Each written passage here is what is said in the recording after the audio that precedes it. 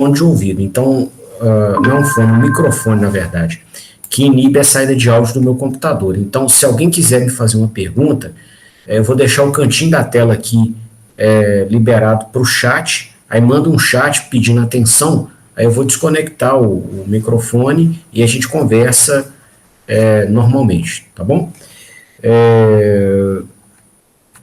Vou conectar aqui.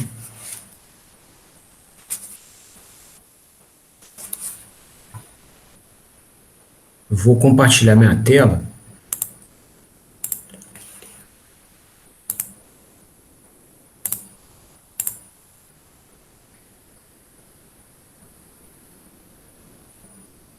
E vou colocar um segundo software aqui de gravação, caso a gente tenha algum bug com o Google. É o Kazan.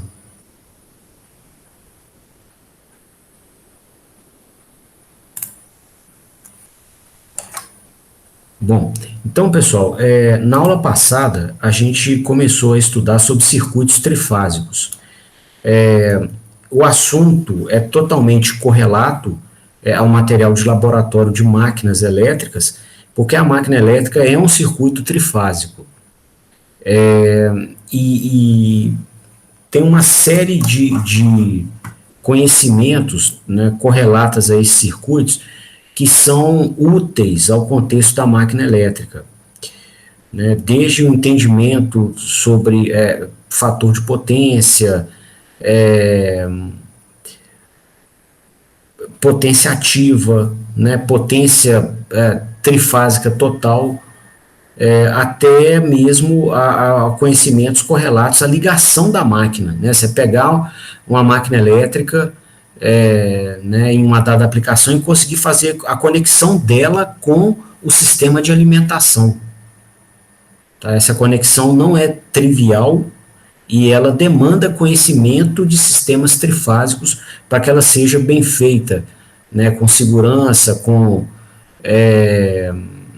de maneira correta, tá, para evitar de queimar a máquina e para evitar também que pessoas se machuquem.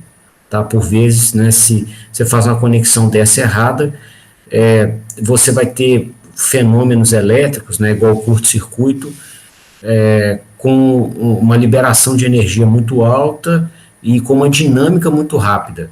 Então, você não tem tempo de reação. Né? Então, assim, a elétrica ela é bem leal, ela não te trai. Só que se você cometer erros, a dinâmica dos fenômenos é muito rápida, você não tem tempo de reação. Tá? Então, potencialmente, machuca. Tá? E aí, uma das formas que a gente tem, né, de se garantir, né, para evitar machucados, é ter muito conhecimento do sistema.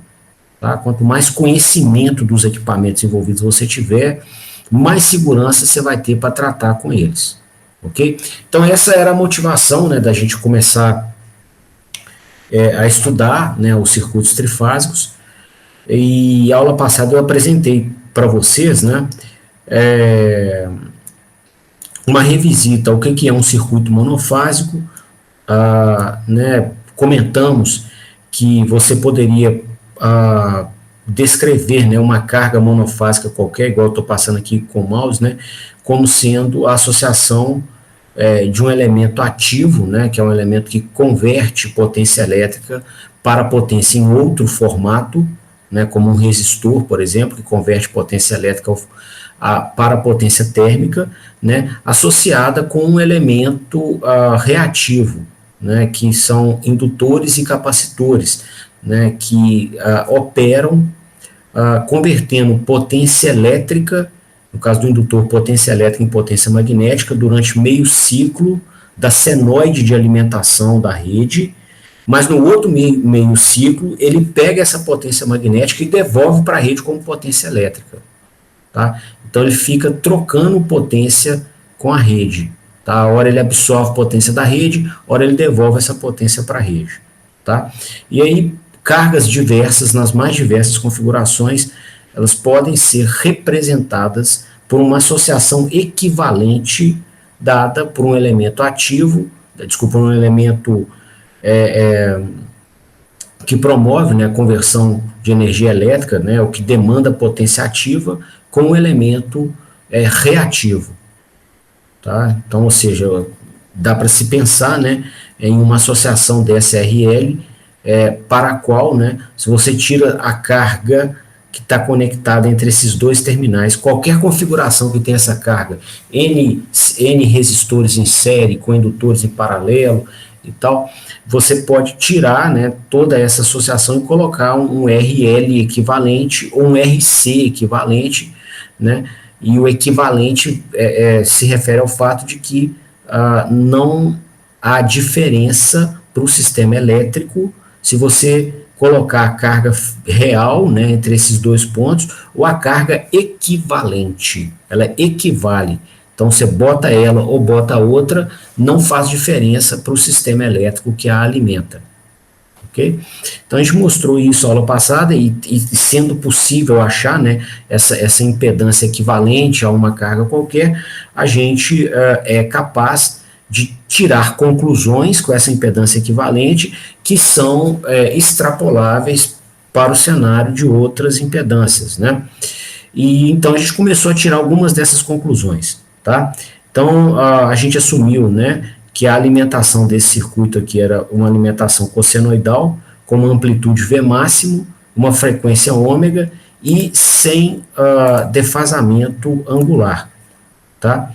E aí vimos, né, que quando essa tensão é aplicada entre esses terminais, a gente vai ter uma corrente aqui na resistência que está em fase com a tensão, né, que seria esse sinal vermelho aqui, ó. Ou seja, está em fase significa que, né, a cossenoide da tensão passou no pico, a da corrente passou também.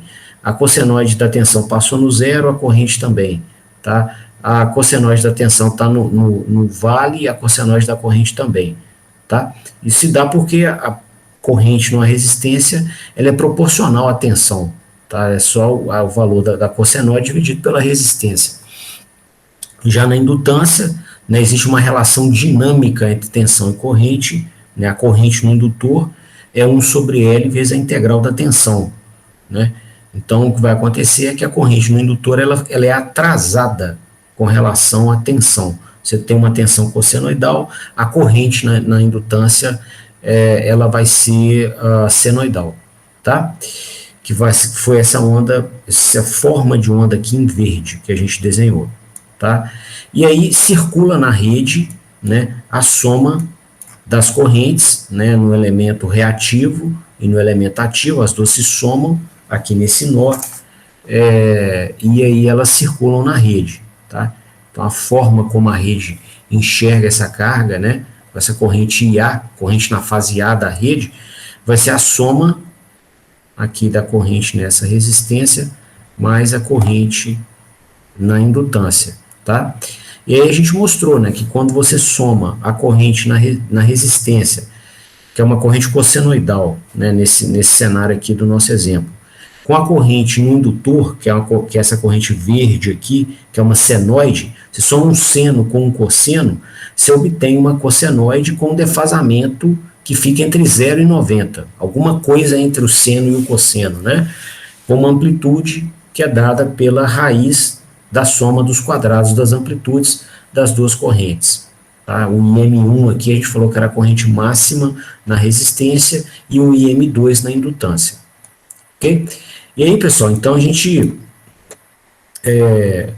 caracterizou a potência, tá? Foi uma revisita à teoria de circuitos, então a potência que é entregue pela fonte para aquela carga, né?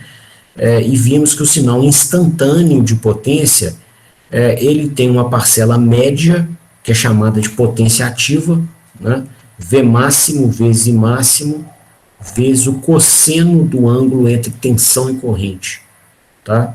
Então, que é uma parcela média de potência, ela não é função do tempo, e essa parcela média é sobreposta com uma parcela alternada, uma parcela de potência cossenoidal, né, com uma frequência 2 vezes maior do que a frequência da rede, tá? Que a gente desenhou até aqui, ó, por exemplo, em azul, como sendo a potência da fase A, tá?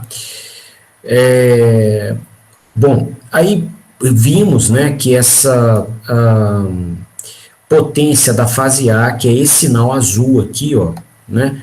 Ela tem um formato que inviabiliza a geração, tá? Porque você não consegue manipuladores mecânicos no sistema de geração capazes de modular a potência mecânica da fonte primária na frequência da potência elétrica de uma fase, tá? Então, como a gente viu no modelinho que nós fizemos, né, o circuito trifásico aqui, ele tinha uma frequência, desculpa, o circuito monofásico, trifásico não, circuito monofásico, ele tem um sinal de potência, uma parcela alternada no sinal de potência de 120 Hz, considerando o sistema brasileiro, né, onde você tem tensões de 60 Hz, tá? O 2 ômega aqui, ó. Então vai dar um sinal com 120 Hz. Então você não consegue, né, por exemplo, em uma hidroelétrica, acionar manipuladores mecânicos, né, em dampers, que venham a modular a injeção de água aqui no coletor, né, do rotor, a 120 Hz. As peças são grandes demais para conseguir uma manipulação com essa frequência. Então foi daí que a gente então buscou, né, uma forma de viabilizar o sistema de geração de energia com uma estrutura CA ainda, né, para poder usar transformadores, e então nós propusemos inserir outras duas fases. Então, além da bobina da fase A, que está aqui, né, com essa tensão VA, a gente propôs inserir outras duas, né, uma bobina aqui com a tensão VB, a gente chamou de fase B, e uma outra bobina aqui, que é a fase C, né, e propusemos que essas bobinas fossem montadas de uma maneira adequada para que as suas parcelas alternadas de potência fossem defasadas entre si de 120 graus, de tal forma que a potência total que sairia do equipamento, que é a potência que sai da bobina da fase A, com a potência que sairia da bobina aqui da fase B, com a potência que sai da bobina da fase C, tivesse uma parcela alternada nula. Tá? E aí, para conseguir isso, né, qual foi a nossa proposta? Né? Olhar na teoria de sinais e ver o seguinte, olha, tudo, se eu quero, né, componentes alternadas aqui da potência na fase B e da potência na fase C, defasadas de 120 graus da potência da fase A, o que eu vou fazer? Eu vou alimentar os circuitos da fase B e C com um atraso de 120 graus com relação à fase A. Né? Um atraso significa o quê? Todos os fenômenos físicos que aconteceram na fase A, eles vão acontecer na fase B 120 graus elétricos depois, ou 1/3 do ciclo da senoide de tensão elétrica. E todos os fenômenos que vão acontecer na fase C, eles ocorrerão 2/3 de ciclo, ou 240 graus equivalentes, né, da cossenoide de tensão, com relação à fase A. Então, a fase C ficaria atrasada e logo a componente alternada também. Tá certo? E aí, para conseguir fazer isso, né, a gente vai colocar no gerador as bobinas das fases B e C defasadas no espaço, né, com um ângulo adequado, para que o mesmo padrão de fluxo magnético que foi imposto à bobina da fase A seja imposto depois na bobina da fase B, né? Ou seja, com um atraso, né? E um atraso adequado para que essas parcelas alternadas aqui das potências se anulem, tá? Foi o que a gente até mostrou no modelinho aqui, somando as 3 potências, né? E aí o sistema trifásico, né, se justifica por isso. Quando a estrutura dele é trifásica, nós conseguimos anular as parcelas alternadas das potências de cada uma das fases, tá? Então, a potência total que sai do gerador, que vai ser basicamente a potência consumida do sistema mecânico, ela só tem uma parcela constante. Tá? Isso, então, viabiliza a geração, porque você pode, né, por exemplo, chegar no damper aqui de uma hidrelétrica e regular a potência que vai ser inserida aqui no coletor de água com um ângulo de abertura fixo no damper. Então, você vai colocar esse ângulo fixo, você vai ter uma pressão hidráulica basicamente dada aí pela coluna d'água, você vai regular a vazão de água pelo damper. Colocou ele fixo, você vai ter uma vazão fixa. Com pressão fixa e vazão fixa no sistema hidráulico, a potência que o sistema hidráulico está cedendo para a sua carga também é constante. Tá? Então, você consegue, né, com o sistema trifásico do lado elétrico do gerador, garantir uma demanda de potência constante do lado mecânico, o que então viabiliza a geração. Né? Não teria como algum manipulador mecânico trabalhar numa usina de grande porte modulando 120 vezes por segundo. Tá? Então, essa é a nossa, essa foi vai ser uma síntese do que a gente modelou na aula passada, né, que justificava o sistema trifásico, tá? E era uma contribuição que eu queria prestar a vocês, né, para a gente até ter a crítica filosófica, né, sobre o que é o sistema, começando por essa pergunta elementar, tá? Você, eu poderia ensinar para vocês aqui, e vou ensinar, tá? Uma série de considerações interessantes, ou tópicos interessantes sobre sistemas trifásicos, mas poderia restar uma pergunta, assim, muito elementar, né? Muito do início, que é a seguinte, olha, mas por que é trifásico? Não serviria monofásico? Na minha casa eu uso monofásico, né? Então, esse modelo que nós fizemos na aula passada, ele tinha como objetivo a resposta a essa pergunta. Tá? E uma série de elementos também de cultura geral envolvendo aqui os sistemas elétricos de potência. Tá?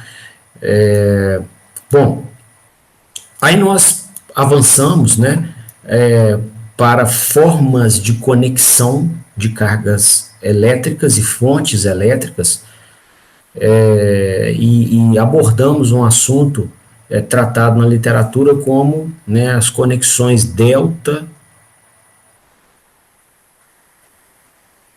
tá, o triângulo, e a conexão estrela, o Y. E aí eu mostrei para vocês, né, que são essas conexões, são, por exemplo, começando aqui com a delta, elas são formas de se ligar as cargas de um sistema trifásico e as fontes,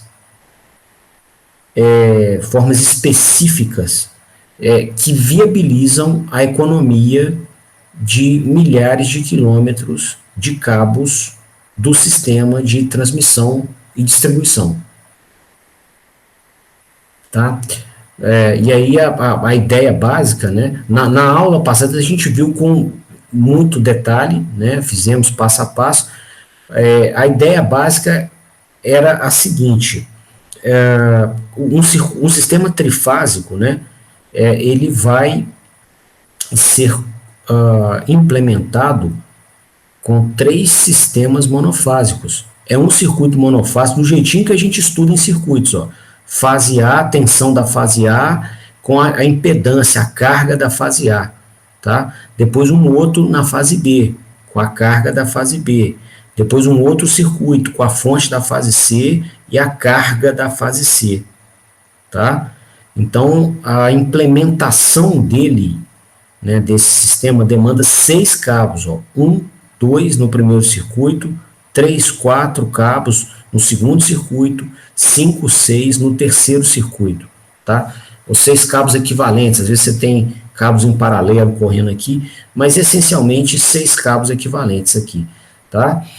E nós vimos que esses cabos são lançados, né, por alguns milhares de quilômetros, muitas vezes, né, entre a estação de geração e as cargas. Né, no caso do Brasil, não é um exagero de falar em milhares de quilômetros, pelo tamanho do país, e eles são caros, né, tanto os cabos quanto a estrutura mecânica e de proteção elétrica demandada por eles. Tá? Então são mais estrutura de torre de linha de transmissão, quando você tem mais peso, é mais elementos de isolamento entre a torre e o cabo, né? Esses cabos eles correm geralmente sem isolante, e aí na hora que eles são ancorados na torre de transmissão, que é metálica, você tem que ter um elemento isolante, geralmente parece uma sainha daquela de bailarina, marronzinha, tá? Você vai ver aqui você pode ver da estrada ou em alguns pontos da cidade também na conexão de cabos com as torres que o suportam, tá? Mais fusíveis, mais elementos de proteção contra descarga atmosférica, mais elementos de seccionamento, tá? Chaves para abrir e fechar. Então, assim, reduzir cabo aqui é algo altamente atrativo, né, e bem-vindo. E aí a gente viu o seguinte, que as custas de alguns centímetros de cabo na unidade de geração, que são esse aqui em vermelho, e alguns centímetros de cabo nas unidades de consumo, nas cargas, tá? Que vão, e esses centímetros de cabo, que são esses cabos vermelhos aqui, promovendo conexões específicas, a gente é capaz de economizar metade dos cabos do sistema de transmissão, de milhares de quilômetros, tá? Essa forma específica de fazer as conexões, ela leva ao circuito elétrico aqui, onde você consegue desenhar as fontes aqui em um triângulo, tá? Porque no final das contas você vai ter, né, o positivo da fase B no negativo da A, o positivo da A no negativo da C e o positivo da C no negativo da B. Foi o que nós fizemos aqui, ó. Positivo da A no negativo da C, positivo da C no negativo da B, positivo da B no negativo da A. Então, a literatura, né, apresenta essa conexão, né, das fontes das cargas no formato de um triângulo. Tá? E aí, esse é um recurso só para facilitar a memorização da conexão, para que as pessoas minimizem as chances de erro na hora de conectar isso em campo. Bom, e aí então, né, por esse desenho, esse formato, esse desenho de um delta, tá, ou de um triângulo, a conexão é chamada de conexão triângulo, ou delta, tá? Da mesma forma, né, a gente viu na aula passada, é possível também, né, ao invés de conectar o positivo de uma fase no negativo da próxima, o positivo dessa próxima no negativo da terceira, né, ter esse padrão positivo de um no negativo da outra, é possível se alcançar o mesmo resultado em economia de cabos, né, que são esses que estão cortados aqui, através da conexão das fontes e das cargas pelos seus terminais negativos, tá? Então, negativo da fase A no negativo da B no negativo da C, tá? O negativo da impedância que está na fase A com o negativo da impedância da B com o negativo da impedância da C. E, né, nessa proposta, né, consumindo aqui alguns centímetros de cabo na fonte, né, no gerador e na carga, a gente fica apto, né, a economizar alguns milhares de quilômetros, centenas a milhares de quilômetros de cabos no sistema de transmissão e distribuição, tá? Bom, e essa forma de conexão, né, ela é apresentada na literatura com um desenho de um Y, aqui, ó, onde os três negativos se conectam num ponto comum chamado de ponto neutro.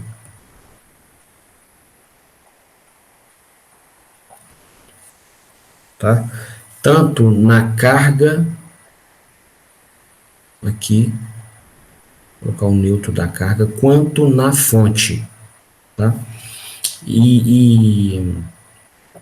Né, esse desenho em Y, assim, é também um recurso para minimizar acidente, tá? Para facilitar a memorização das pessoas.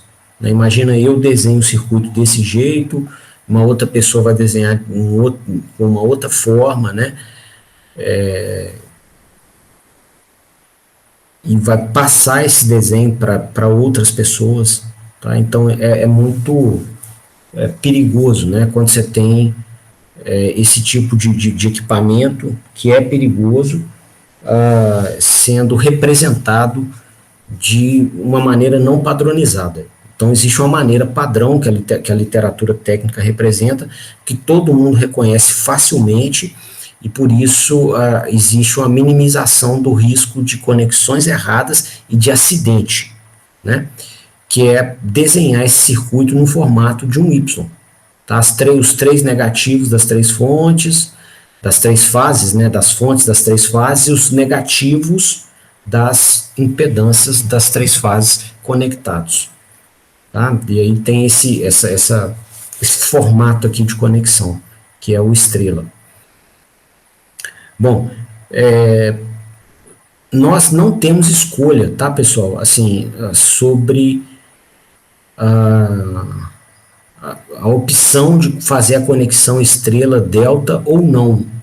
Não, eu quero porque quero fazer aqui a conexão da minha carga, tá? Digamos aqui que a gente tenha a máquina elétrica com as bobinas das três fases, né? Não vamos, né, perder aqui o foco, né? O foco nosso é a máquina elétrica. Eu estou passando pelo circuito trifásico porque a máquina é trifásica, tá? E a gente precisa saber algumas coisas da teoria de circuitos trifásicos para poder, né, usar na máquina. E o que acontece? Você não tem o alimentador da concessionária com 6 cabos. Tá? Então, você não tem opção. Porque se você tivesse os 6 cabos aqui disponíveis, eu podia até fazer a conexão dos 3 circuitos monofásicos, tá? Compondo o trifásico. Só que a própria concessionária só te dá 3 cabos. Esse e esse. Tá? Então você vai ter que conectar a sua máquina elétrica, seja uma máquina rotativa, né, que é um motor, ou seja uma máquina elétrica não rotativa, que é um transformador, tá? Ou seja um forno, também com eletrodos trifásicos, né? Você vai ter que fechar a sua carga em delta ou estrela. Tá? Não tem opção. Ou se for um gerador também de energia, né, que é uma máquina elétrica trifásica, vale a mesma coisa. Você vai ter que conectá-lo em delta ou estrela. Não há margem de escolha fora disso. Ok? Bom, então aqui só uma revisita um pouquinho mais densa, igual eu comentei com o material da última aula, e eu queria fazer uma caracterização com vocês sobre esses circuitos, né, em delta ou estrela, tá? Então eu queria que a gente identificasse, modelasse a relação entre alguns parâmetros que aparecem nesses circuitos, que são úteis na rotina de manutenção e projeto de equipamentos com essa natureza. Tá? Bom, então, inicialmente, eu queria fazer com vocês, né, um modelo sobre as relações de tensões de linha e de fase em conexões delta e estrela, bem como correntes de linha e de fase em conexões delta e estrela. Então, vamos começar aqui com a conexão estrela.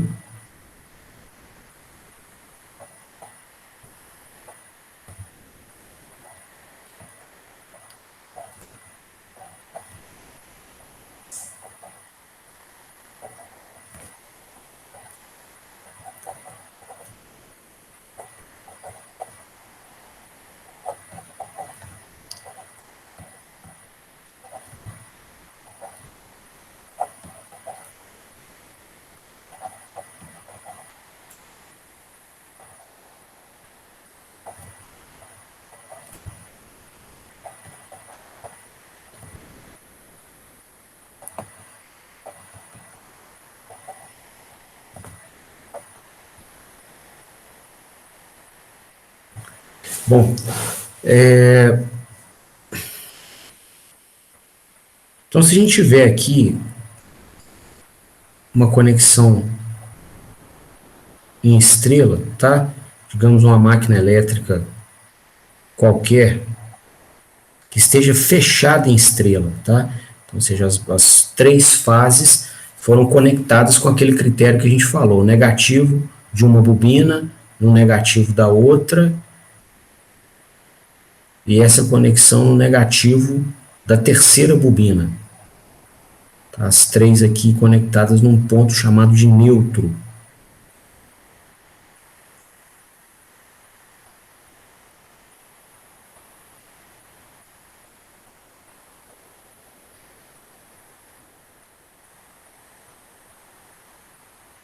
Tá? Então aqui a gente tem uma carga elétrica qualquer, tá? Eu vou desenhar aqui fraquinho, só para a gente não perder essa ideia, tá? De que existe aqui um equipamento que embarca no seu interior essas três bobinas, essas três impedâncias, tá? Recebendo potência pelas três, ok? Bom, antes até de estabelecer as relações, né, igual eu coloquei no título, entre tensões e corrente de linha de fase, eu queria ensinar para vocês o que é tensão de linha, tensão de fase, corrente de linha e corrente de fase, tá? Então, a corrente de linha, por exemplo, corrente de linha da fase A, tá? É a corrente que você vai medir na linha do alimentador. Tá? Se você colocar um amperímetro aqui, tá? Um alicate amperímetro, por exemplo, você vai ter a leitura da corrente que está circulando na linha de alimentação. Tá? E a corrente de fase é a corrente que circula em uma das bobinas da máquina.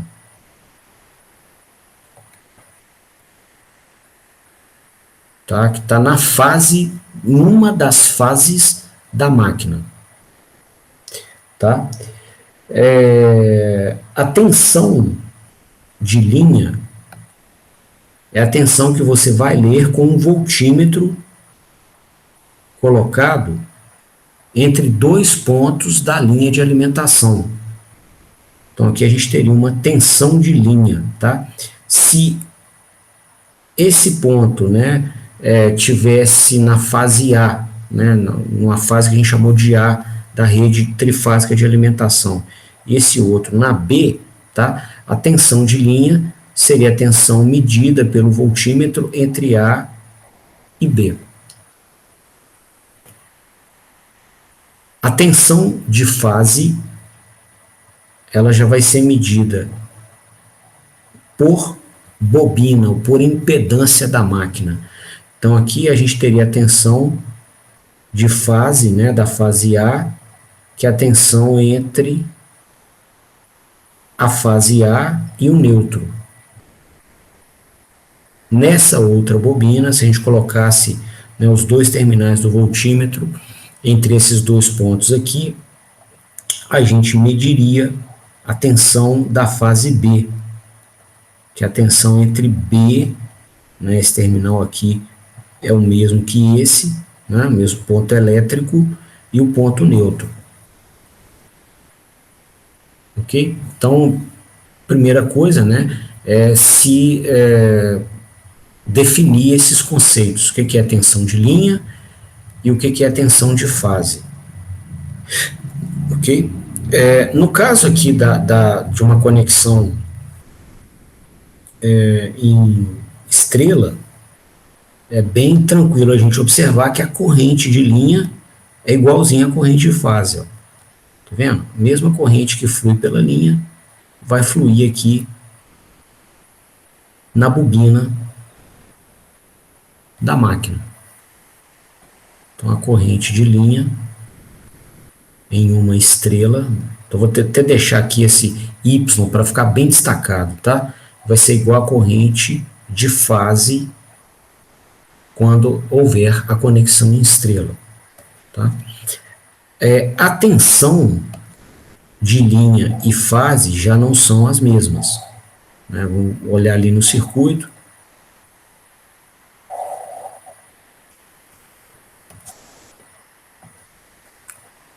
Né, você observa aqui que a tensão que aparece numa bobina não é a mesma que a tensão que aparece na linha.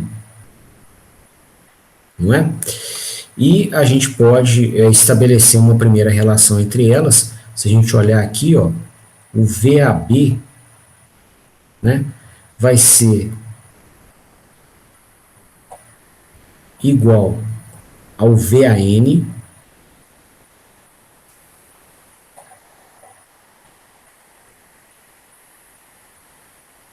mais o oposto dessa tensão aqui, ou seja, menos VBN. Tá? Bom, essa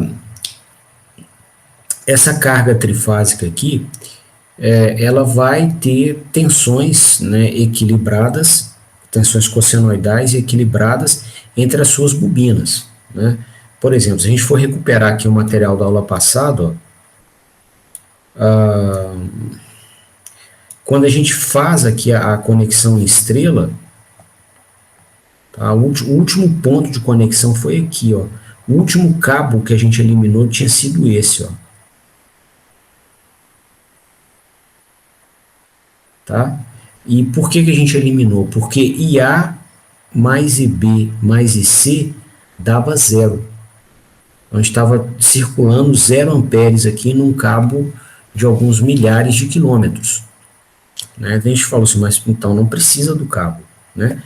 Agora, o que acontecia enquanto esse cabo estava presente? O potencial desse neutro era o mesmo desse aqui, era o mesmo ponto elétrico. Tá? E mesmo que você remova o cabo, continua valendo esse curto-circuito virtual. Então, esse ponto neutro é como se ele tivesse conectado aqui no ponto neutro da carga. Tá? Se você lançar um cabo físico real, vai passar 0 amperes nele, né? Como circula se você não tem um cabo físico. Tá?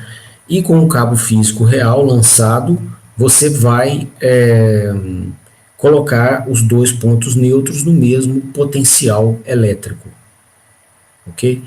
Então, mesmo que não exista o cabo lançado, esses dois pontos estão no mesmo potencial. Tá? A gente chama isso de curto-circuito virtual dos nêutrons, numa conexão estrela. Tá? Então, o sistema estando equilibrado, que é o caso, né, da operação da máquina, quando está desequilibrado, rapidamente ela queima ou uma proteção a desconecta do sistema. Então, assim, o argumento de ter um sistema elétrico equilibrado, né, 3 impedâncias iguais nas 3 fases, é um argumento forte. Tá? A máquina, se ela está operando é porque está equilibrado. tá? Se estiver operando por muito tempo, né? A gente normalmente opera. E aí, moçada, tendo esse curto-circuito virtual, né? Você vai observar que na impedância da fase A, você vai ter a tensão da fase A, né, que vai ser uma cossenoide. Na impedância da fase B, aqui você vai ter o circuito alimentado pela fonte da fase B, que é uma cossenoide também de mesma amplitude, mesma frequência da fase A, só que defasada de 120 graus. E por último aqui na fase C, ó, né, tendo um curto-circuito virtual, a gente vai ver que a impedância da fase C vai ter uma tensão igual à da fonte da fase C, né, que é uma tensão de mesma amplitude, mesma frequência das fases A e B, porém 240 graus defasadas da fasada da fase A. Tá? Então aqui, ó, essas tensões por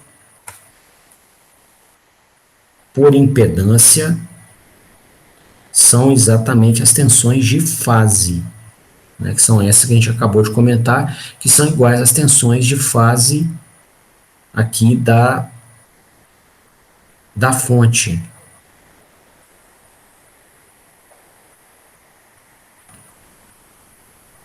Ok? Então, como a fonte de alimentação vai suprir, né, tensões equilibradas, é razoável, né, a gente falar que essa tensão da fase A, por exemplo, né, ela teria uma amplitude, vou chamar de V de fase máximo, por exemplo, cosseno de ômega t. Né? E a tensão na fase B teria a mesma amplitude, com a mesma frequência, porém atrasada de 1/3 de ciclo da fase A, que é 120 graus. Tá? Bom, e aí a gente pode, né, estabelecer aqui essa relação entre a tensão de linha, né, e as tensões de fase,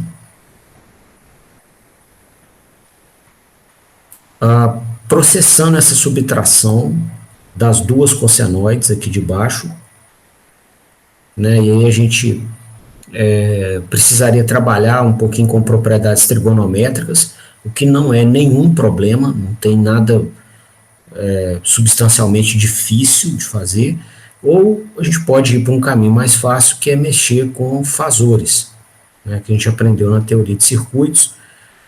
Você pode representar essas cossenoides aqui de um circuito elétrico através de números complexos, chamados fasores. Tá? E esses números complexos, né, então eles vão ser definidos aqui no plano dos complexos. Esses números complexos, né, que descrevem os fasores, eles são definidos como qualquer número complexo por amplitude, né, o módulo e ângulo. É a forma polar de representação de um número complexo. Tá?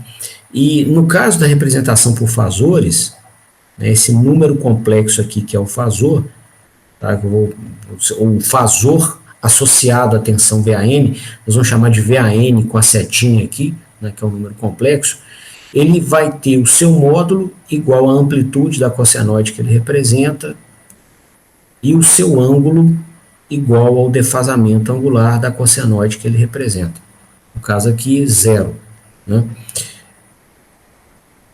Da mesma forma, se a gente quiser representar um fasor para a fase B, nós teremos um número complexo cujo módulo vai ser igual ao módulo, vai ser igual à amplitude da cossenoide associada ao fasor e o ângulo vai ser igual ao defasamento angular da cossenoide que ele representa. Certo? Então, para criar fasores, você vai colocar a informação de amplitude e defasamento angular das cossenoides no módulo e ângulo do número complexo. Tá? Isso é um fasor.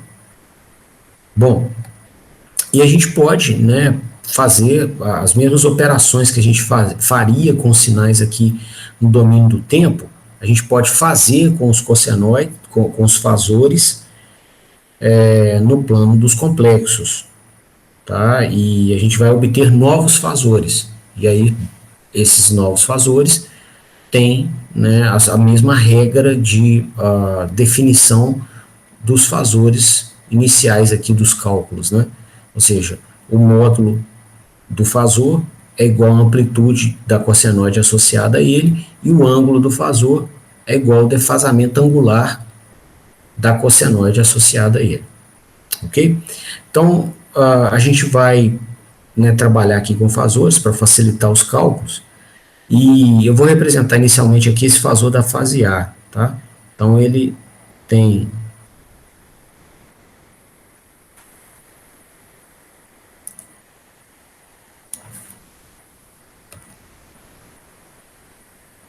aqui,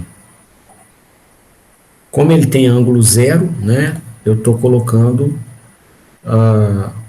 ele aqui totalmente real, né, e a amplitude dele o módulo dele, desculpa, é a amplitude da tensão de fase. O fasor da fase B, esse aqui agora, né, ele vai estar a menos 120 graus do fasor da fase A.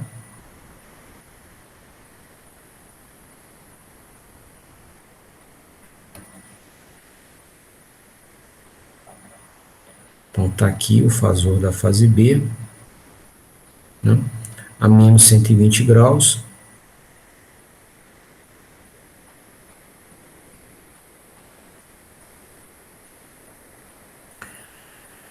E também, né, com uma amplitude, com um módulo igual à amplitude da cossenoide associada a ele. Bom, se a gente então quisesse saber, né, como seria a cossenoide da tensão de linha quando tivéssemos essas tensões de fase presentes aqui numa conexão estrela, né, a gente poderia processar a seguinte operação. O fasor da tensão de linha seria dado pela subtração dos fasores das tensões de fase. Tá? Então, subtrair dois vetores, né, é a mesma coisa que somar o primeiro com o negativo do segundo. Essa é uma forma melhor de processar a operação, porque somar a gente sabe fazer, né, assim, a regra do paralelogramo é bem tranquilo, e tomar um negativo é só inverter o vetor de 180 graus. Então, né, o fasor menos VBN que aparece aqui, ó, ele estaria aqui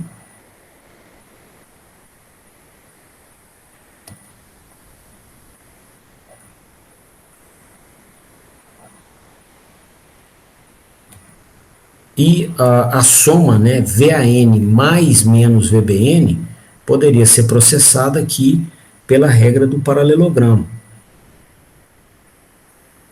A gente usa para somar vetores.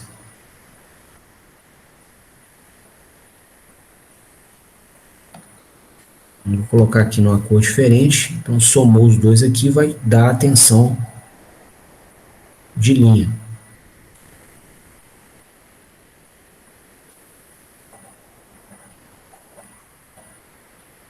São entre as fases A e B. Tá? Bom, vamos então apurar, né, qual que é o módulo dessa tensão e o seu defasamento angular. Tá? A frequência vai ser 60 Hz, com certeza. Né?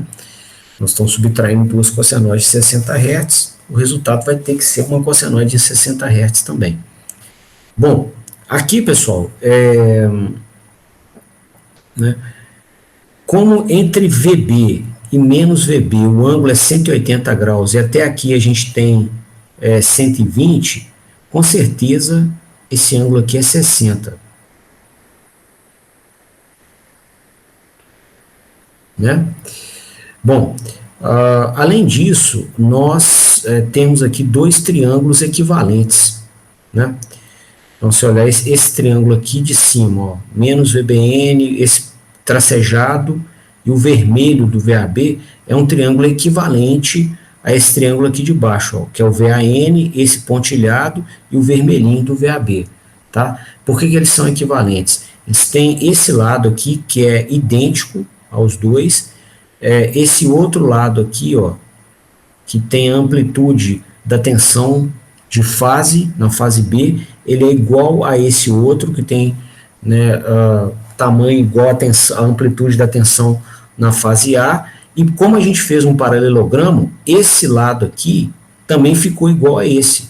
Esse lado aqui, ele na verdade é idêntico a esse outro é idêntico a esse. Né, e eles são iguais entre si. Então, são dois triângulos com três lados iguais. Tá? Então, eles são equivalentes. E cada um deles é isósceles. Tá? Porque aqui a gente tem, né, a amplitude da tensão de fase, e aí a gente pegou a tensão de fase aqui de baixo e criou um lado igual aqui, paralelo. Tá? Então, o que acontece? Esses dois lados aqui em azul, né, esse azul cheio e esse pontilhado, eles são iguais entre si. Tá? São um triângulo com dois lados iguais que são isósceles. Tá? Então, os ângulos equivalentes são iguais. Quer dizer, então, que esse aqui, esse ângulo, é 30 graus, e esse aqui também vai ser. Tá? Além disso, né, pessoal, a gente pode tomar aqui a bissetriz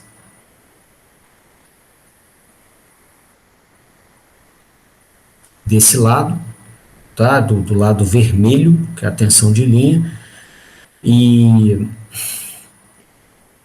ao tomar a bissetriz, né, aqui a gente vai formar também dois triângulos equivalentes, né? Você tem um lado comum, que é esse em verde, esse lado azul igual ao outro lado azul. Tá? Então, os outros dois lados que sobraram, que é esse e esse, eles têm que ser iguais entre si. Tá? Então, tem ângulos iguais e dois ângulos iguais, né, que são esses dois aqui, a 30 graus e 30 graus, com dois lados iguais. Então, o terceiro lado vai ter que ser igual. Tá? Então, aqui, esse lado igual vale VAB sobre 2. Né, que é igual a esse aqui.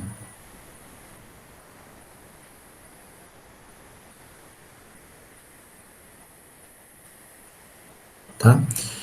E aí, nosso cálculo fica bem conveniente, né, porque a gente está mexendo aqui com um triângulo retângulo, ó, e um dos lados que a gente quer descobrir, né, que é o VAB sobre 2, é cateto do triângulo. Tá? Então, esse lado, que é VAB sobre 2, né, cateto adjacente sobre a hipotenusa, né, tem a amplitude da tensão de fase, vai ser igual ao cosseno de 30. O cosseno do ângulo ali. Tá? Então, o módulo da tensão de linha vai ser igual a 2 vezes o módulo da tensão de fase vezes o cosseno de 30. Tá? Então, conclusão aqui, a amplitude da tensão de linha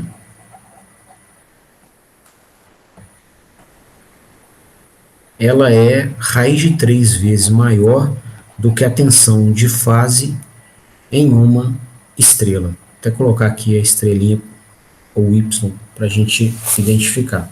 Tá?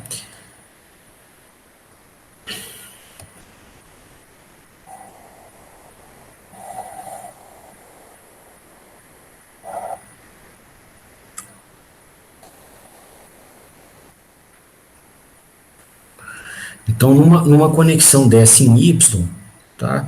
A relação que a gente queria obter era até essa mesmo, né? Assim, essa explicação, esse modelo da relação entre a tensão de linha e de fase. Então, na conexão em Y, a tensão de linha ela é raiz de 3 vezes maior do que a tensão de fase.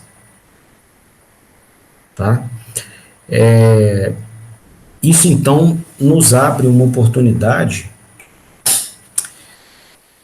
para reduzir os gastos com verniz isolante em máquinas de tensão muito alta. O que vai acontecer, pessoal? A partir de 250 quilowatts, tá, para motores de potência nominal maior do que 250 quilowatts, tá? Geralmente a gente vai construir a máquina em média tensão. Média tensão são tensões entre 1 kV e não sei se 13,8 ou 69 kV. Depois é alta tensão. Eu esqueci o limite superior, tá? Mas o limite inferior eu tenho certeza que é 1 kV. E seguramente a máquina, tá, com mais de 250 kW, ela vai ser construída, tá, com uma tensão nominal, até para que esse N não seja confundido com neutro, tá? Tensão nominal maior do que 1 kV. Tá?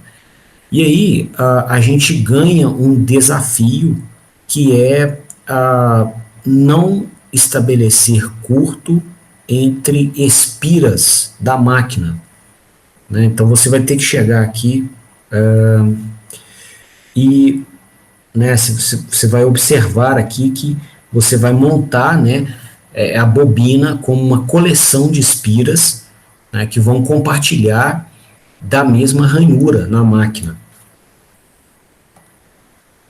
Né? Então aqui você vai ter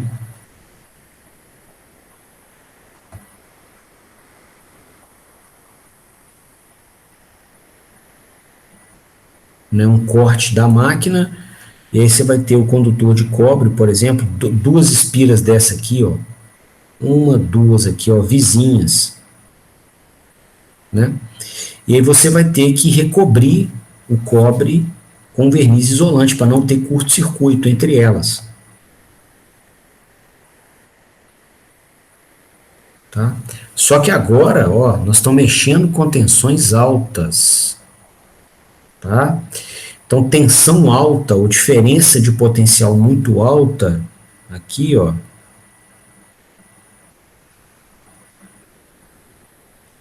né, essa tensão nominal é a tensão que, até antes da gente entrar aqui, tá? Só para alguns conceitos ficarem claros.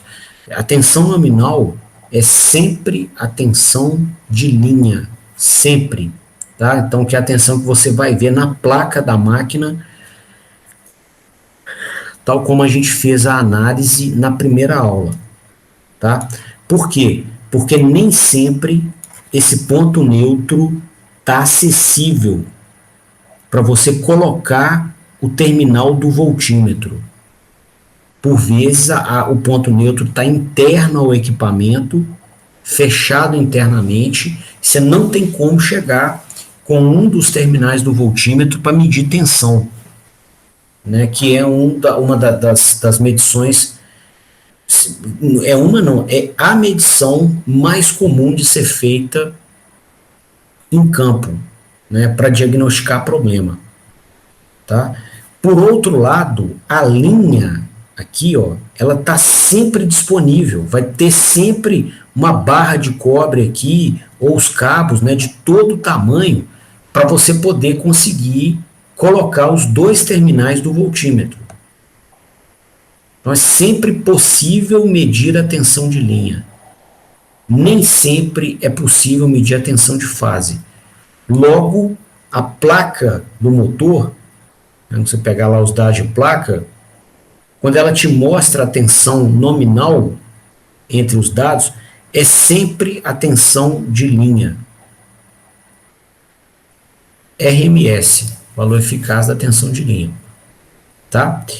Então, quando eu me refiro aqui a uma tensão nominal maior do que 1 kV para motores grandes, né, motor acima de 250 kW, tá? Eu estou me referindo a uma tensão de linha, tá bom? Só que aí, o que vai acontecer? Com essa tensão de linha elevada, Se você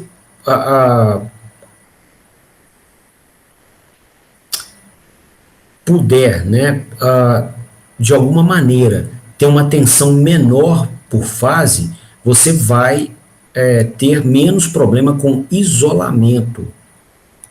Tá? Porque você vai lançar fios muito próximos no espaço com uma tensão muito grande. Tá?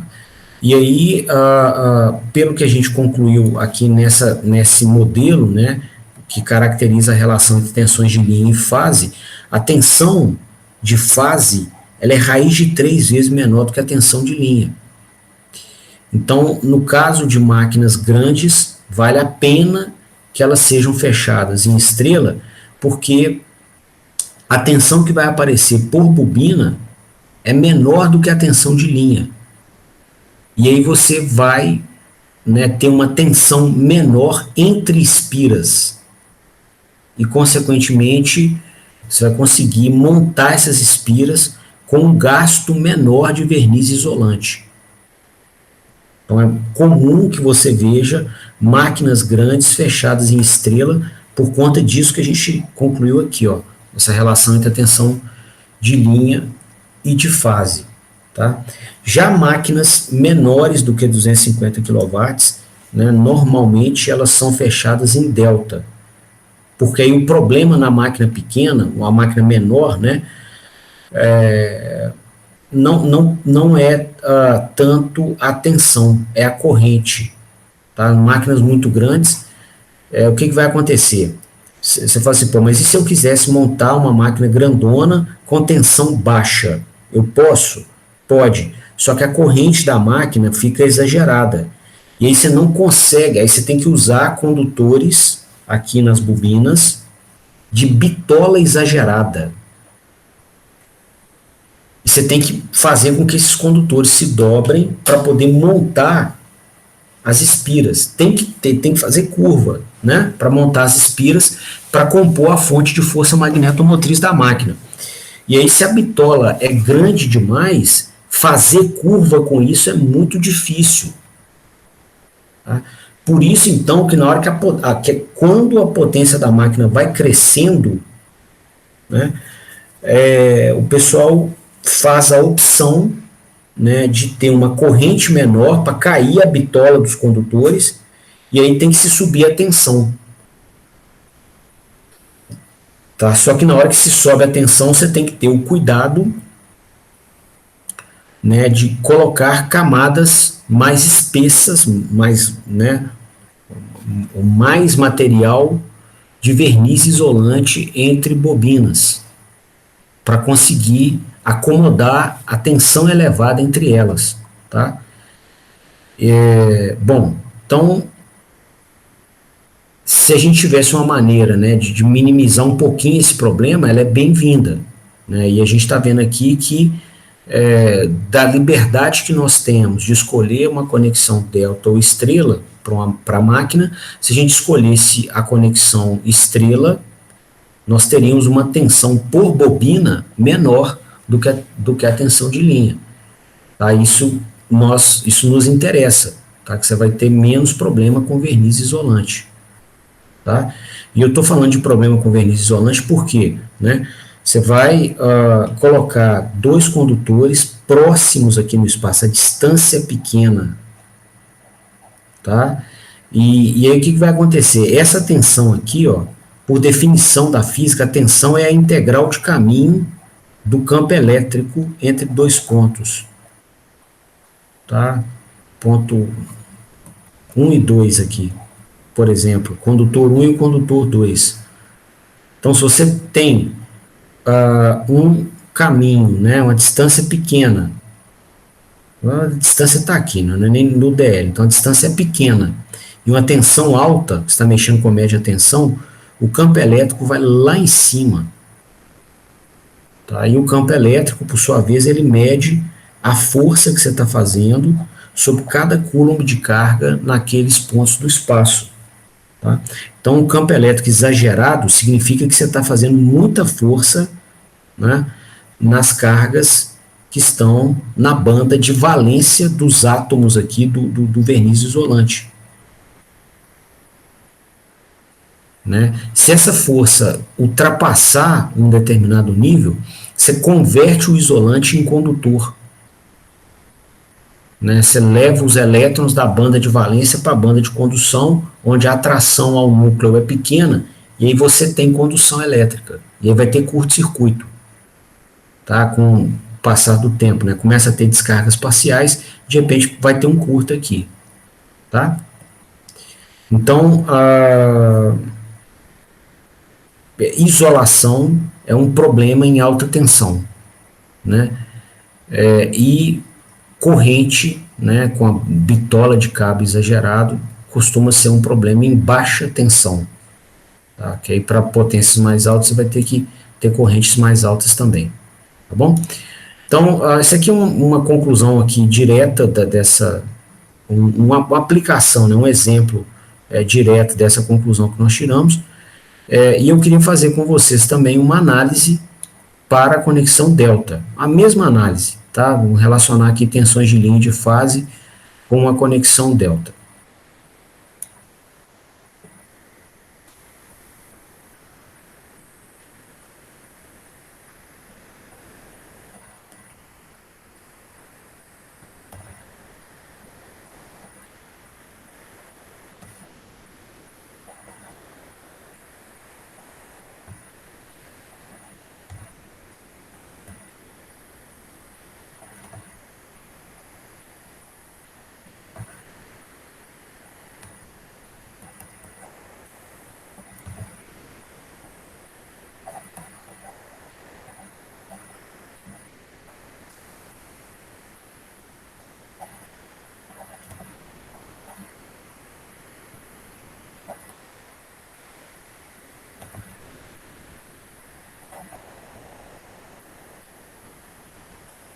Então aqui, pessoal, no caso das conexões em delta, a gente vai ter alguma coisa assim, ó.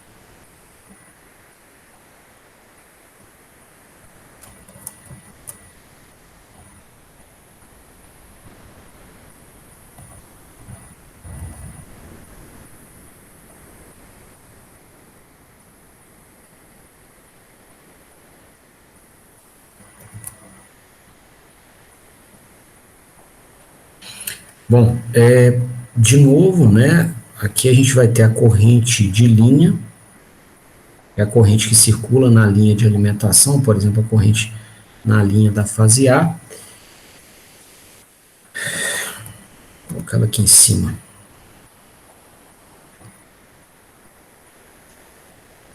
Tá? E as correntes de fase são as correntes por bobina do equipamento.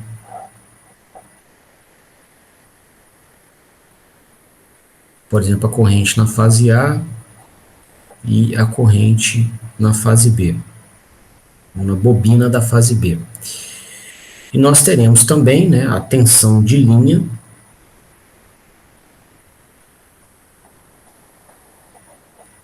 por exemplo aqui, medida entre dois pontos da linha trifásica de alimentação,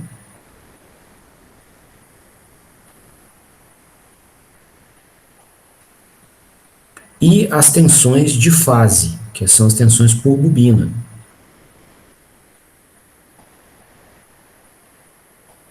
Tensão aqui na fase A, por exemplo.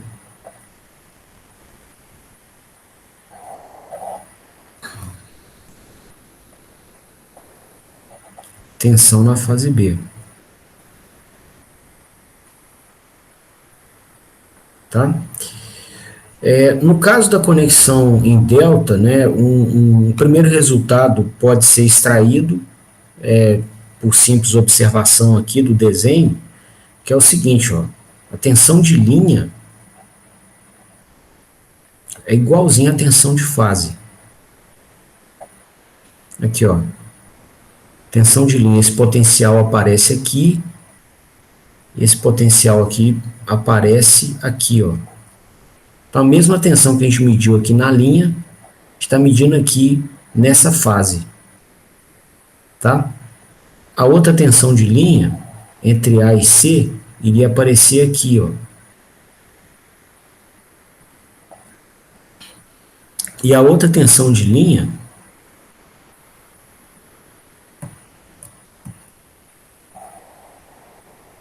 entre B e C, tá? Aparece aqui, ó.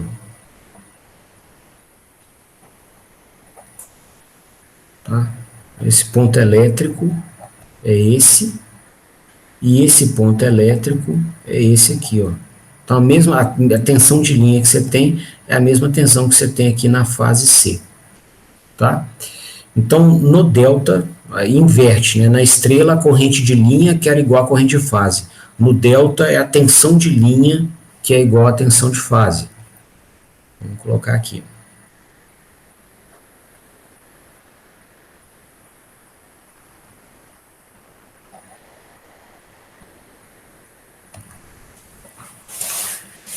Quanto às correntes, pessoal, nós já não podemos falar a mesma coisa, tá? Mas é tranquilo também que a gente estabeleça a relação entre as correntes de linha e de fase, né?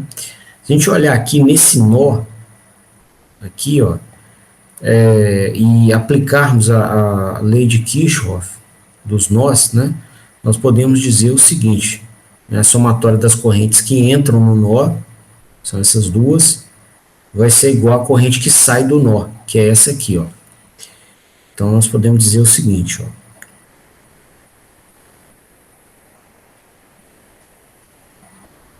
A soma das duas correntes que entraram no nó vai ser igual à corrente que saiu daquele nó. Então, nós temos que, né, essa corrente de linha, na linha da fase A, vai ser a corrente de fase, a fase A, menos a da fase B. Tá? Esses dois sinais, esses três sinais aqui são sinais no tempo.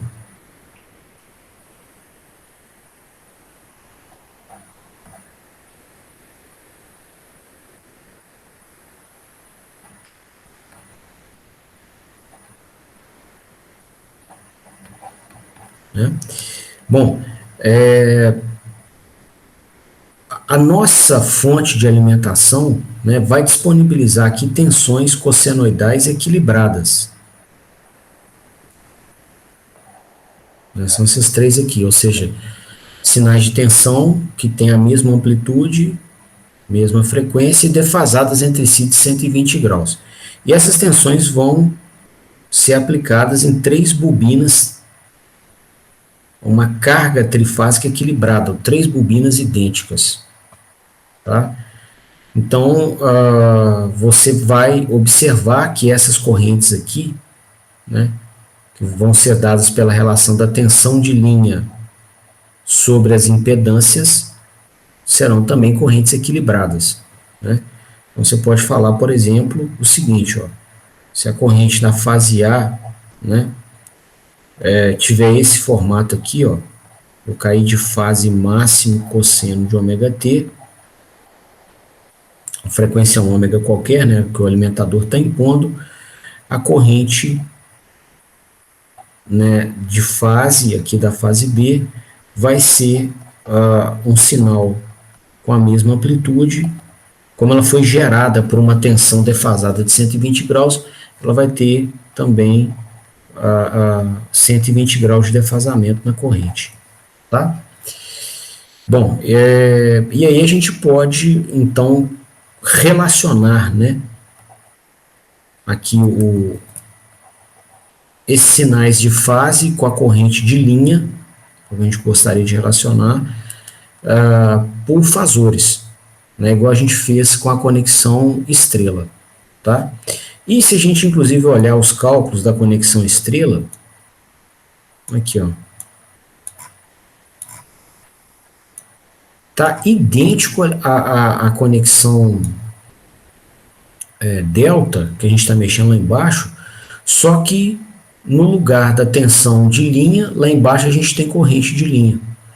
No lugar das tensões de fase, que nós trabalhamos aqui, lá embaixo tem as correntes de fase. Só muda o nome. Tá? São sinais com a mesma estrutura. Tá? As tensões. Lá embaixo a gente está mexendo com duas correntes de fase. Aqui a gente estava mexendo com duas tensões de fase. Tá? Também equilibradas. Né? Então, lá embaixo são duas correntes de mesma amplitude, aqui eram duas tensões. E as duas cossenoides com 120 graus de defasamento. Então, é a mesma coisa, é o mesmo cálculo matemático, basicamente, onde tem I, onde tem V aqui nessa análise que a gente já fez, a gente colocaria I na análise lá de baixo, tá? Então, né, já podemos adiantar o resultado, tá? Que é o seguinte, atenção, a corrente de linha no delta vai ser raiz de 3 vezes a corrente de fase no delta, tá? Tudo idêntico, está trocando o nome V por I, tá? Em termos de estrutura matemática, é a mesmíssima operação, com os mesmos sinais, tá? Então, não precisa fazer os passos matemáticos todos, nós já temos como adiantar o resultado. A corrente de linha no delta é raiz de 3 vezes maior que a corrente de fase no delta.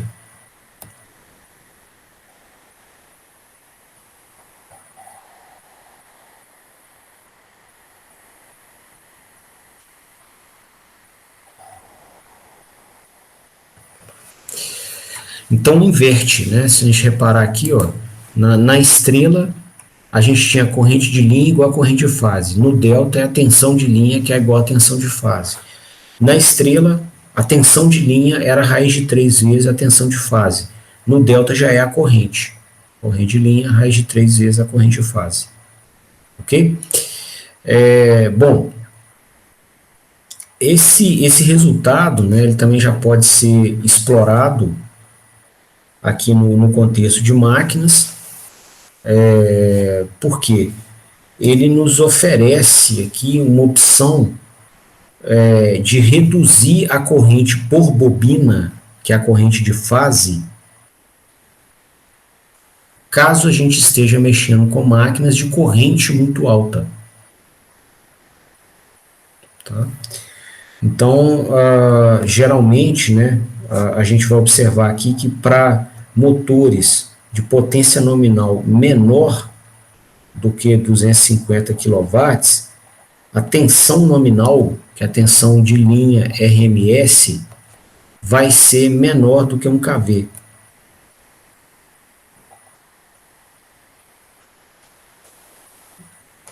Logo, né, você vai ter, em algumas máquinas, uma corrente excessiva. Tá? Você pegar um motor, por exemplo, um motor de 90 kW, você já vai ter 170, 180 amperes de corrente, aproximadamente. Tá? É muita corrente, okay? Que vai ser demandada num contexto desse. Então, você passa a precisar, né, de cabos, de bobina, de cabos de bitola muito elevada para compor a bobina, aqui nas 3 fases. Tá? Cabos de bitola muito elevada, eles são difíceis de serem curvados, difícil fazer curva. Tá? E a montagem da máquina fica difícil, a máquina fica muito grande. Então, se a gente tivesse com uma máquina conectada em estrela, não tem jeito. A corrente de linha, né, necessária à alimentação dessa máquina iria passar na bobina. Aqui. Não, nós não teríamos escolha. A corrente de linha ia passar na fase. Agora, se a gente faz a conexão em delta, a gente tem como ter uma corrente por bobina menor que a corrente de linha, igual a gente deduziu aqui. Isso ajuda a reduzir a bitola do cabo que vai ter que ser usado por bobina, facilitando a montagem da máquina.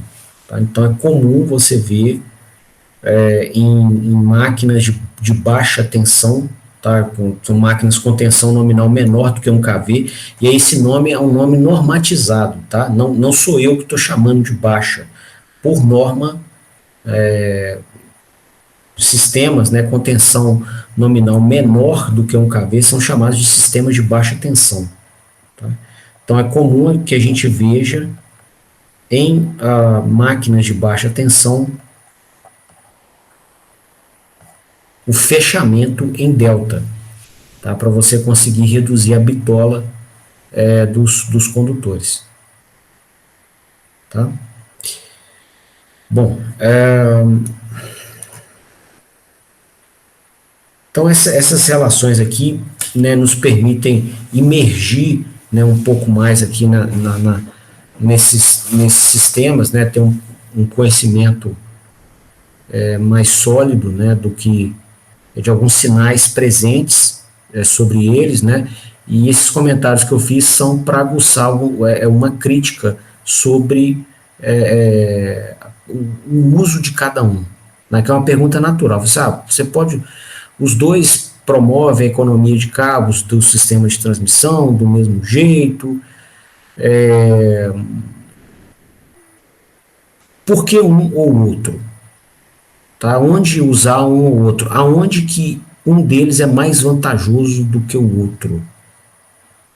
Tá? Então eu estou fazendo esses comentários aqui, né, já usando das nossas conclusões sobre as relações dos sinais de linha de fase, para já responder essas perguntas, né, e aguçar o senso crítico nesse sentido. Tá? Bom,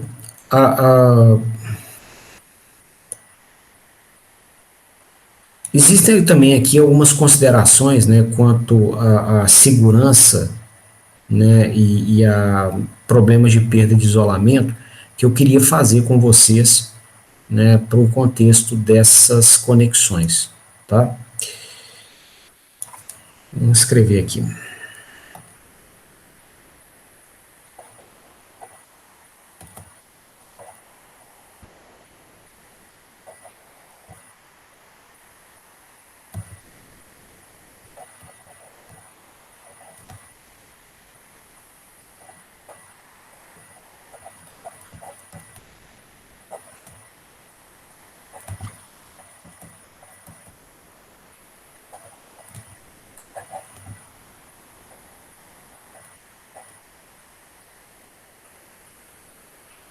Bom, eu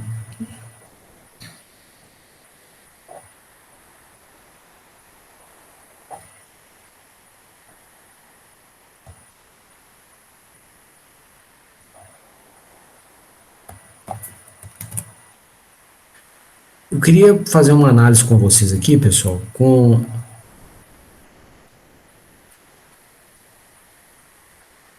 um alimentador, né, conectado em estrela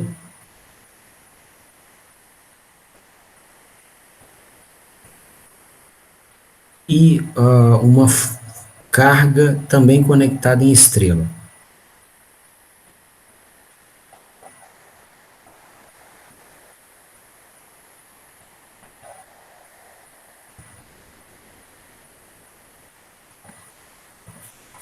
Tá? Bom, qualquer equipamento é passível a falha, né? Basicamente todos vão falhar algum dia, e uma falha bem comum aqui com motores é a perda da capacidade de isolação do verniz isolante. Tá? Conforme nós comentamos há pouco, né, esse verniz isolante ele é usado, a gente representou ele em verde aqui, né, ele é usado para isolar eletricamente dois fios aqui de uma mesma bobina da máquina ou de bobinas de fases distintas. tá? Então, aqui na ranhura você pode ter um condutor da fase A encostado em outro da fase B, né? E o que acontece, pessoal? Esse verniz isolante, ele envelhece, tá? Com o passar do tempo ele envelhece e perde a sua capacidade de isolação, né? Esse envelhecimento pode ser acelerado se o verniz for umidificado, tá? Se tiver água aqui, você acelera o envelhecimento dele. Se ele operar numa temperatura mais alta do que a temperatura preconizada na sua classe de isolamento, que a gente mostrou na aula sobre dados de placa, tá? Então, com temperatura elevada, a cada 10 graus de aumento da temperatura, você reduz a vida útil dele pela metade, né? Sendo que, se você operar com ele na temperatura máxima preconizada na classe de isolamento, ele tem uma vida útil média de 2.000 horas. Tá? Então, você tem esses elementos em alguns contextos, né? Você tem elementos mecânicos que favorecem, né, a aceleração do envelhecimento do verniz. Você pegar laminadores, por exemplo, tá? Um motor que aciona um laminador, tá? Você tem 2 rolos aqui, e aí você vai ter uma placa que você vai laminar.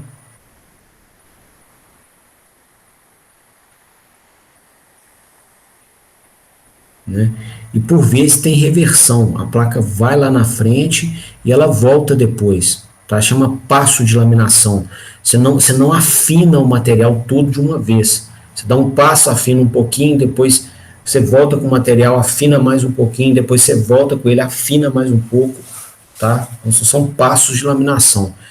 E aí, moçada, o motor, né, ele impõe torque no rotor, e por conservação do momento angular, né, o mesmo torque que ele está, da mesma forma que há torque no rotor, ocorre torque também no estator em sentido contrário, tá? Então você vai ter essa carcaça toda, né, igual um sistema desse com reversão, ora ela tem torque num sentido e você pode comprimir esses cabos, e na hora que ela tem torque no outro sentido, você pode dilatar. Ok? Então, esse verniz isolante, né, em sistemas com essa natureza, que você tem reversão, frequentes reversões, igual laminadores, tá? Você vai promover esse efeito sanfona no verniz isolante, tá? Comprime, dilata, comprime, dilata, comprime, dilata. E aí qualquer trinca que você tiver no verniz, já do processo de impregnação dele, ela vai ser propagada, né? E aí você também vai diminuir a vida útil do verniz isolante. Ok? Então são formas, né, e bem assim comuns, né, são agentes bem comuns que promovem o envelhecimento do verniz. Nesse caso da trinca que eu estou falando, o que vai acontecer? Você pega um material com uma trinca, né? Você comprime, dilata, comprime, dilata, comprime, dilata, comprime, dilata, o que vai acontecer? A trinca aumenta. Aí, de repente, onde era para ter verniz isolante, você não tem nada. Tá? Você pode tanto ter um curto aqui entre fases, como um curto entre fase e carcaça. Ok? E aí, o que vai acontecer, pessoal? Caso, né, se estabeleça um curto entre a fase e a carcaça, a gente tem uma falha, né, chamada de fuga à terra.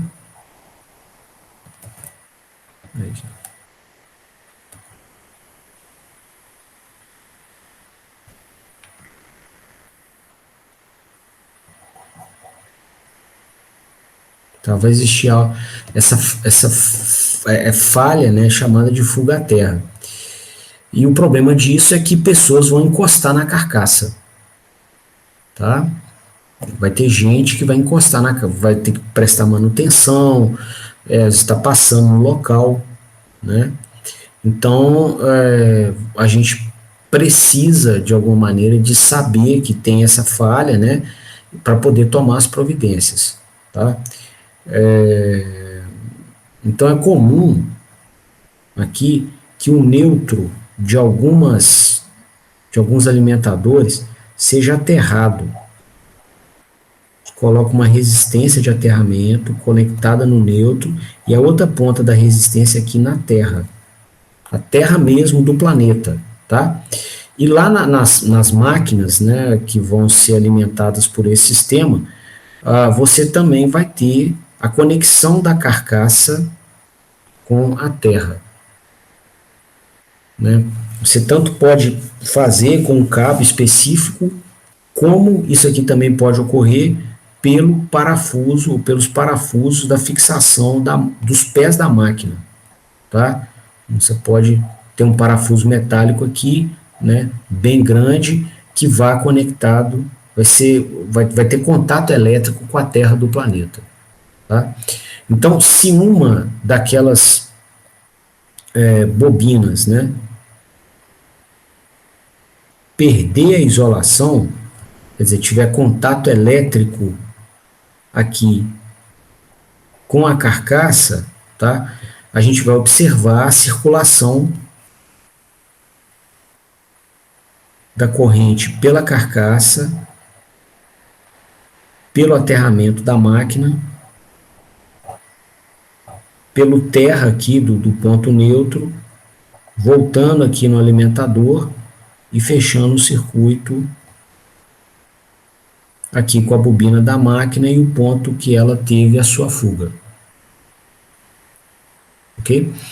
Bom, nesses cenários, né, a gente tem como medir a corrente aqui de neutro para saber que alguém está com fuga à terra, tá? Como a gente também tem como medir a corrente aqui nas 3 fases dos motores, né?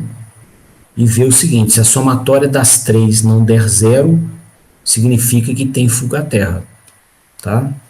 As impedâncias nas 3 fases não estão mais iguais.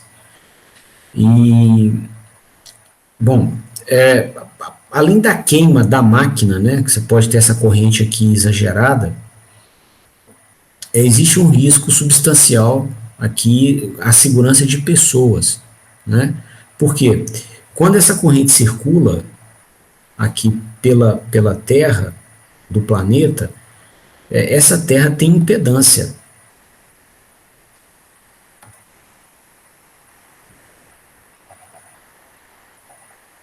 Tá? Você tem essa Terra distribuída aqui com impedância.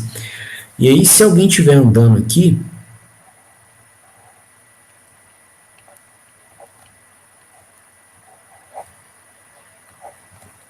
tá? Os pés da pessoa vão estar sob uma diferença de potencial.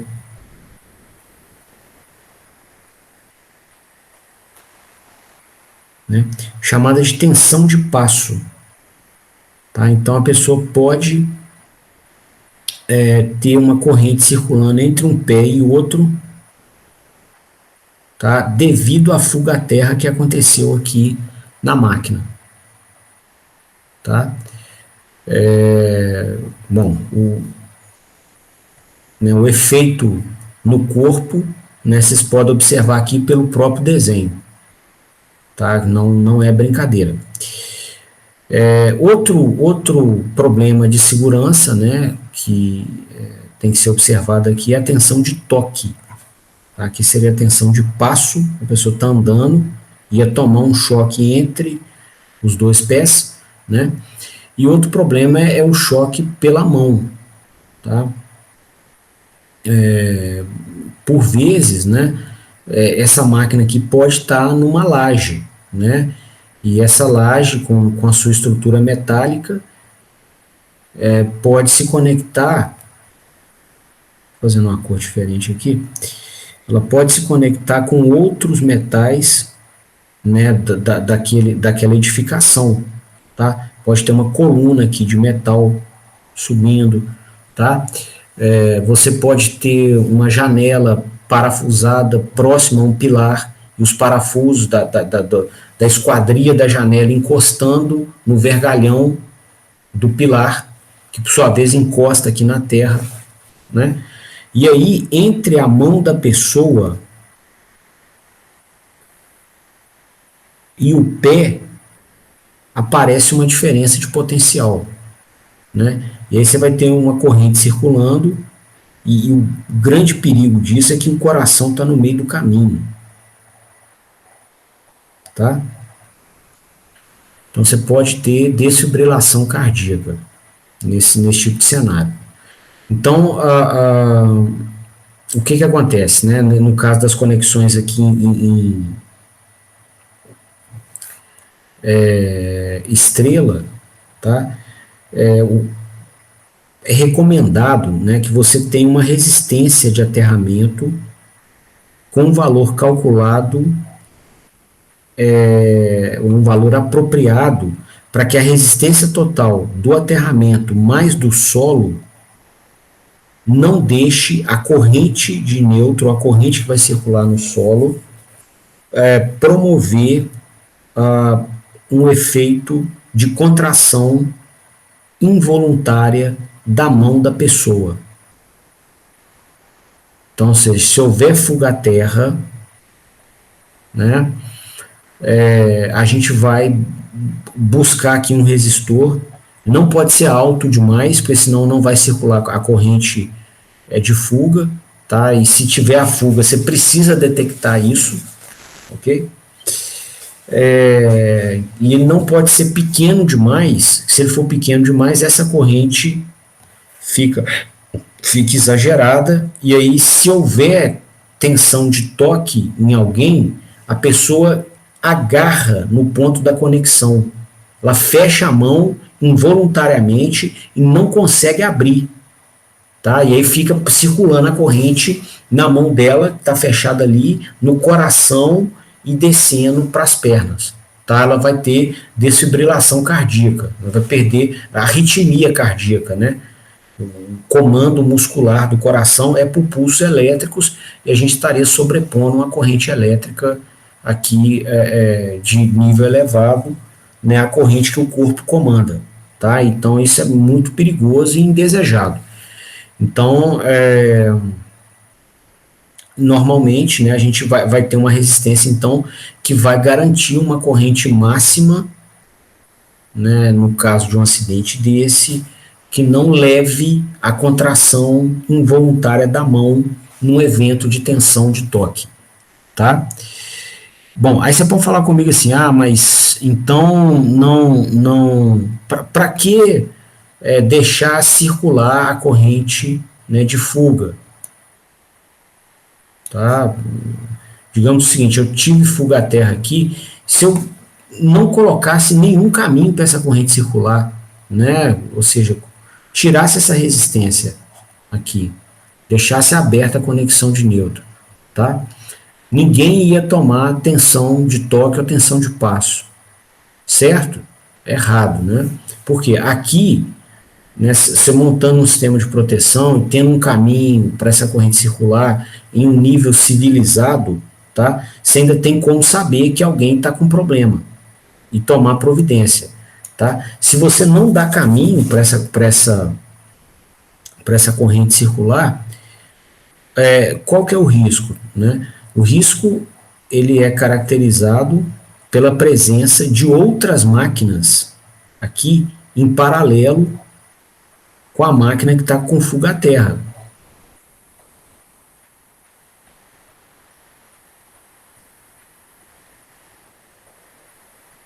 Deixa eu puxar por aqui mesmo.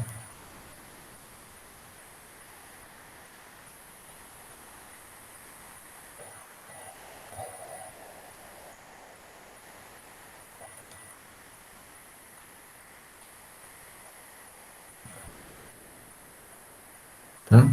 Então você vai ter outras máquinas em paralelo.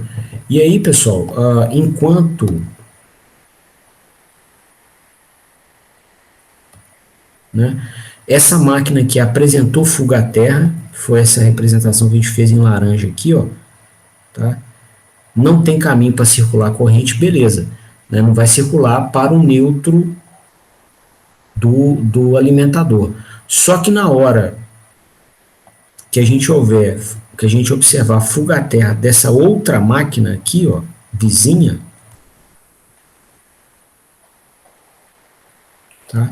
Nós estabeleceremos um curto fase entre as máquinas, né? Então vai circular uma corrente assim, ó,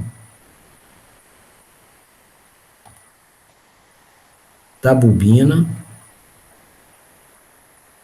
para a carcaça, da carcaça para a terra, da terra aqui para a carcaça da outra máquina, fechando. Tem dois caminhos paralelos, né? Ela vai fechar aqui, né?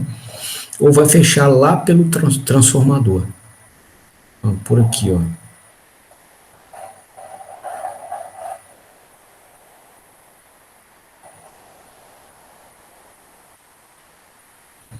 Ok? E aí você vai estar numa situação muito mais perigosa, tá? Porque potencialmente você não vai estar monitorando essa corrente de fuga à terra por aqui, ó. Aqui você tem um ponto de monitoramento. Aqui nesse contexto não. E aí, se uma pessoa passar aqui, né, ela pode tomar, né, tensão de passo ou tensão de toque, né? Como também pode ter um pirotécnico, né? Essa corrente pode ser bem alta mesmo, e você tem um curtão estabelecido aqui entre essas duas máquinas, né? Com a irradiação de energia algumas vezes, né? Quando a gente tenta interromper a corrente de curto,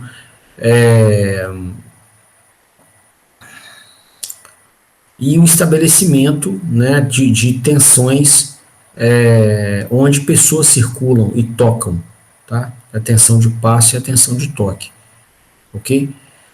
Então, esse tipo de consideração de segurança tem que ser feito aqui no caso dessas conexões, tá?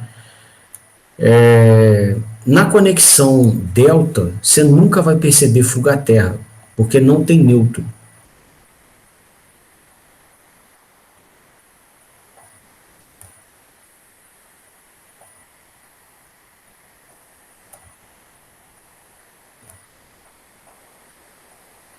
Tá? Então não tem para onde circular, né? Mesmo que a sua carga aqui seja estrela, pode acontecer, né? Você tem a fonte em delta e a carga em estrela, isso não é proibido, tá? Você nunca vai perceber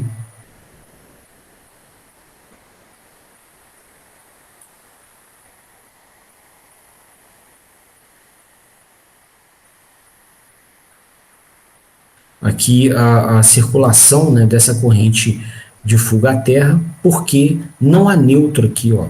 Não tem por onde a corrente voltar à fonte que a criou. A corrente sempre volta para sua fonte, tá?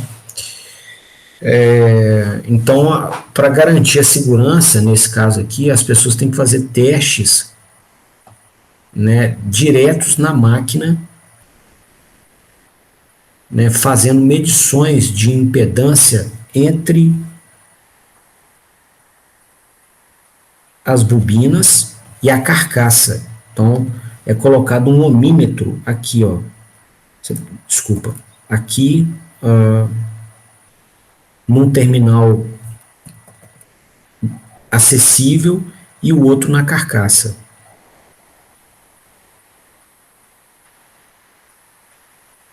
Tá? De tal forma que se tiver fuga, né, a terra, ou seja, se perdeu a isolação e encostou aqui o cobre da bobina na carcaça, tá? Esse dispositivo, que é o megômetro, ele vai conseguir aferir isso, tá? Outros sistemas de proteção não tem como pegar, né? Pelo menos ligados ou conectados ao alimentador, tá? Bom, esse assunto não acaba, tá? Isso aqui dá papo para uma vida. Eu vou fechando aqui porque deu tempo da aula.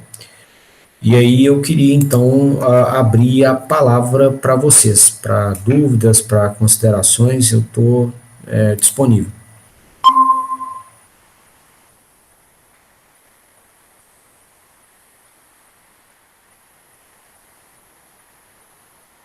Então tá, moçada. Então na ausência de. Beleza, Felipe. Na ausência então de quaisquer dúvidas, beleza. Eu queria então agradecer a presença de vocês, desejar uma boa noite e a gente se vê de novo na quarta-feira que vem. Beleza? Se tiver qualquer dúvida do material, estou à disposição e essa aula vai para o YouTube, tá? Nos próximos dias, está disponível lá, tá bom? Boa noite para vocês então, até mais. Falou. Boa noite. Falou, boa noite.